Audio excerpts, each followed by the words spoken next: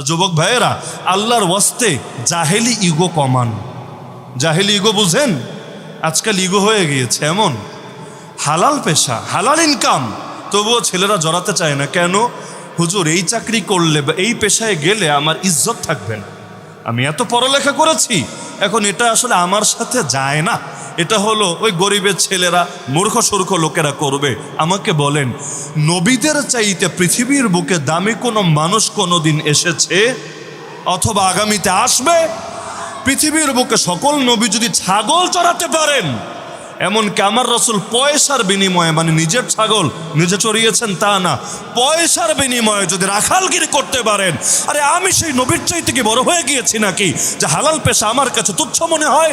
আজকে বাংলাদেশে যে বেকার সমস্যা মহামারীর রূপ ধারণ করেছে, এর পেছনে একটা কারণ এই অহংকার, এই ইগো, এই সমস্ত নিকৃষ্ট জাহেলিয়াত। তারা মনে করে যে হারাম আরে একটা পেশা যদি হারাম হয়, কিন্তু এর মধ্যে সমাজের চোখে যদি ইজ্জত থাকে, আমাকে ওটাই করতে হবে। আর একটা পেশা যদি হালাল হয়, তো সমাজের চোখে বেশি দামি না হয়, আমারে ওটা থেকে বিরত থাকতে হবে। প্রচুর পরিমাণ মানুষ দেখবেন ঘুষ দিয়ে, সুদের সঙ্গে জড়িয়ে বিভিন্নভাবে হারাম ইনকামে জড়িয়ে যাচ্ছে। যারা হারাম ইনকামে জড়াচ্ছে, এদের বড় একটা অংশ এমন, তারা চাইলে ভিন্ন কোনো উপায়ে হালাল উপার্জন করতে পারত, টাকা হয়তো এর চাইতেও বেশি কামাতে পারত, কিন্তু ওটাকে তাদের কাছে মানহানিকর মনে হচ্ছে।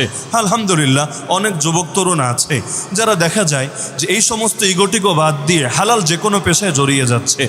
যে আল্লাহ তাআলা তোমাদেরকে নবীওয়ালা একটা সিফাত দান করেছে, বরত্ব কিসের আবার, অহংকার কিসের আবার?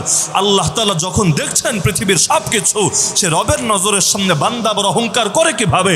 অহংকার তো রবের চাদর, এই চাদর নিয়ে যে টানা হেঁচড়া করে, রব তাকে ধরে ফেলে দেয় জাহান্নামের মাঝে। তো মাথায় রাখবেন, হারাম পেশা সমাজের চোখে যত দামি হোক এটা করব না, আর হালাল পেশা সমাজের চোখে যত ছোট হোক এটা ছাড়ব না। এই সমস্ত সমাজ দিয়ে কি হবে? এই সমাজকে কিয়ামতের দিন আমার পাশে দাঁড়াবে, এই সমাজকে আমার কবরে আলো জ্বালাবে। তো সমাজকে খুশি করতে গিয়ে আল্লাহকে নারাজ করলে কিয়ামতের দিন আমার আপনার উপায় কি হবে? সুতরাং এগুলো ছাড়তে হবে, এগুলো দিয়ে হবে না। আজকাল অনেক ক্ষেত্রে দেখবেন, মনে করেন যারা রিক্সা চালায় তাদের ইনকাম কি খারাপ নাকি রে ভাই? আসলেই খারাপ না।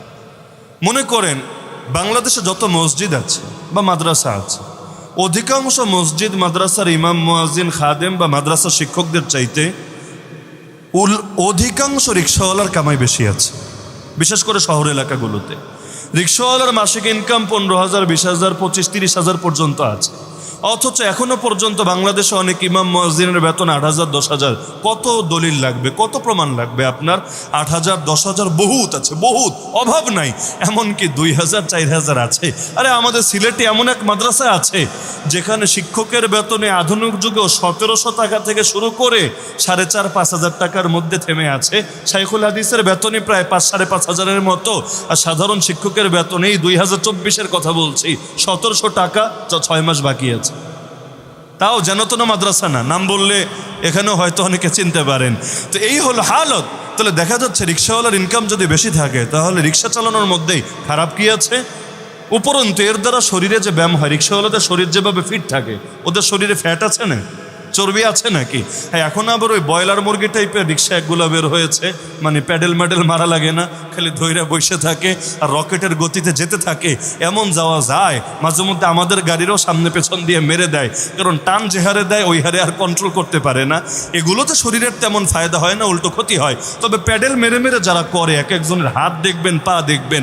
মাঝে মধ্যে ঢাকা শহরে যেহেতু পড়ালেখা করেছি, এমন দৃশ্যও দেখা যায় যে বড়লোক আর গরিবে মারপিট লেগেছে, মানে রিক্সাওয়ালার সঙ্গে 5 টাকা 10 টাকা নিয়ে একেবারে সেই ঝগড়াঝাটি লেগে গেছে।